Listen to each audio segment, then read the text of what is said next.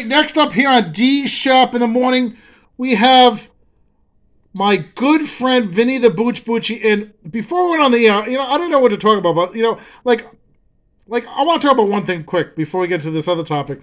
He heard my song with Trina, and he said that my versions sound like dead cats.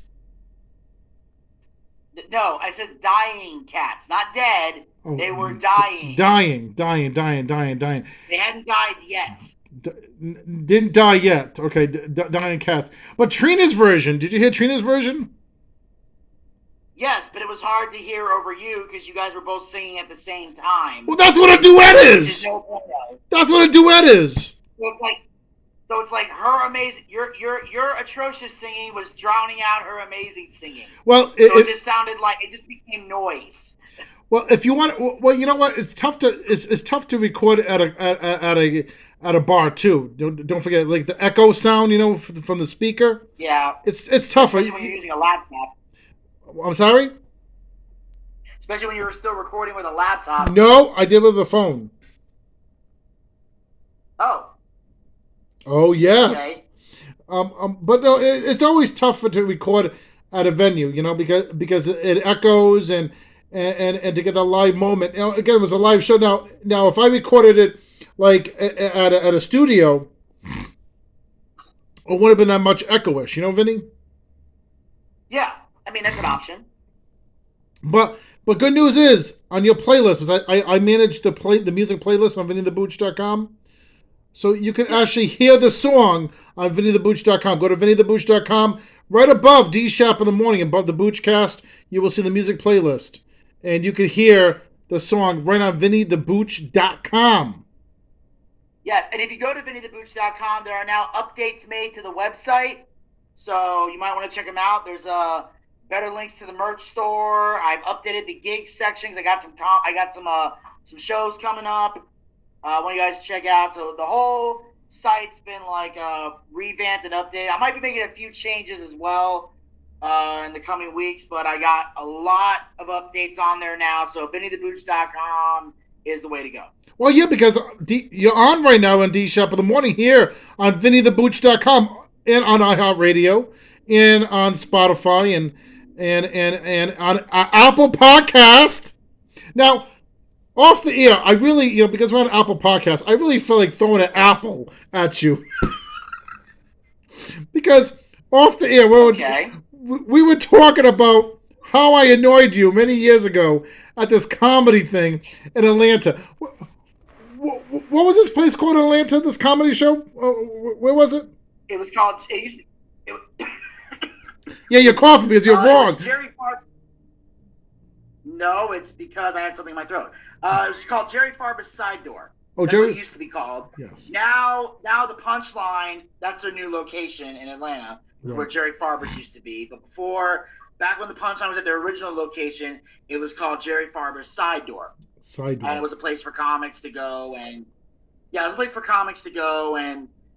on stage, work out new material. They'd have shows there on the weekends. Jerry Farber was. Is a very gifted comedian and, ran that place for quite a while. I think he's at a new spot somewhere else. But I used to go there all the time. So Derek, once he started getting into stand-up, and then eventually tried to get it, and then eventually formed it into his poetry. But in the beginning, Derek was trying to do just straight-up stand-up because he wanted to get into it. So naturally, he comes to me, wants to know all the spots to go. Because during this time, I was pretty much at every open mic you can get your hands on. Now, with everything going on in my life, I don't frequent them as often as I used to. But so anyway, I take him to Jerry Farber's Side Door. He was in town, so we go over there, and Derek at the time was putting together a reality show. Yes. I don't know why he was doing a reality show. I don't know if you guys even saw this thing. If you did, please comment below your reviews of the reality show. I'm dying to know if people actually watch this. So we went over They there. did. They did indeed. Yeah. Well, it's not on YouTube anymore because my YouTube got deleted. So it's not on YouTube anymore. I'm aware. Yeah. So I'm saying, when this video comes up, if you happen to see it before it got deleted, let us know. I'm dying to hear who saw this back then. So Derek comes to the club. Now, Derek his big thing is he's very, and I want to choose my words carefully here, overzealous. Wait, what? Derek is very much overzealous. He is What does that very mean? much uh, a little hyper, a little out there. You know, And you're not. Derek's one of those guys that. And you're Derek's not. one of those guys that. Huh? You're not over the top too. You're hyper too. I am when I'm doing my podcast. But the difference is I know when to tone it down. Derek hasn't quite. Today's maybe a little change, but back then he hadn't figured it out yet. I was much younger. Yes, and yeah, you were very over the top. But also if too, people know you, that's a good thing.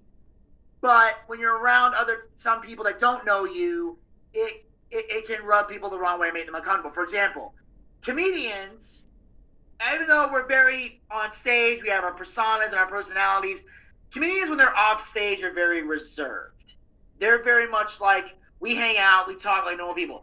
They don't know how to deal with Derek and his hyperness and the fact that he's like, and I'll use a Patch Adams term here, excessively happy. Now wait, now Robin Williams. Okay. Let me ask you a question. Now you said Patch Adams. Robin Williams played him. Now every time Robin Williams went on a talk show, okay, wasn't he over the top? Yes, but people knew that and loved it about him. This is a different story, Derek. You're not Robin Williams. So the point is, when we went to this club, we go there. Derek is holding up his camera, doing the reality show. I was literally having a conversation with Jerry Farber himself about potentially, doing some shows with him and stuff. They never quite came to fruition because I had so much other stuff going on. I was dealing with some personal crap. But in the middle of the conversation, Derek comes up. Hey, this is the Derek Shapiro reality show. I'm trying to get everybody on there. And everybody's staring at Derek like, what the fuck? And they're trying to be nice to him. Even Jerry, who never shows anger, to my knowledge. I can tell the look on his face. He wanted to choke Derek. He didn't. Jerry Farber? I knew the look on his face. Like, Jerry Farber, yeah. He looked like he was annoyed. But you know who I got to be friends with? He's a hard person to annoy because he's... Well, that day, actually, I got to be friends. And who took a liking to me? To my spirit? Spacey. Thank you. Spacey took a liking to me. I mean, here's the thing. Yeah. Spacey, and I love Spacey. I've had her on my show. I think she's terrific. But she has a bit of a out there personality herself.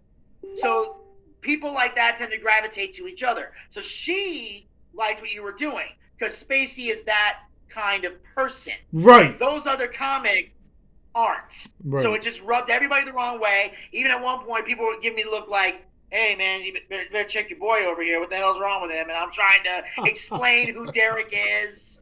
I'm trying to let them know he's cool. He's just a little hyper, but he's a cool guy. And I'm trying to calm him down. But Derek was rubbing everybody the wrong way. And the reason we're having this conversation is because Derek is looking to be involved in something that we're working on. I won't go into detail about it right now. But I was saying, Derek, if you're going to be around this person, he's got a very short fuse, so you got to behave yourself. And he's like, where have I not behaved myself? And I brought up the Farber incident. Yes. So that was the point I was trying to make. But Derek got all he got triggered, ladies and gentlemen. Derek went into snowflake mode at this point and got really pissed off. And he was like, you did. Okay, no. He was like, oh, I'm going to talk about this. Oh, You know what? I'm going to say to you, go Farber yourself. Whoa, okay. Yes. All right. I'm just saying, that was the point I was trying to make. Like, you get it? Instead of the F word, go Farber yourself in honor of Jerry Farber. Yes.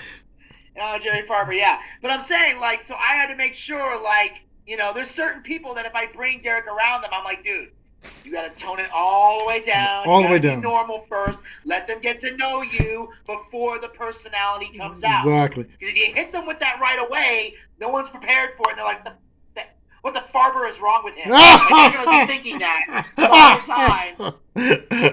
just lose, and so people got to be like, what? But then once they get to know you and they see that's who you are naturally, people enjoy it more because it's you. Exactly.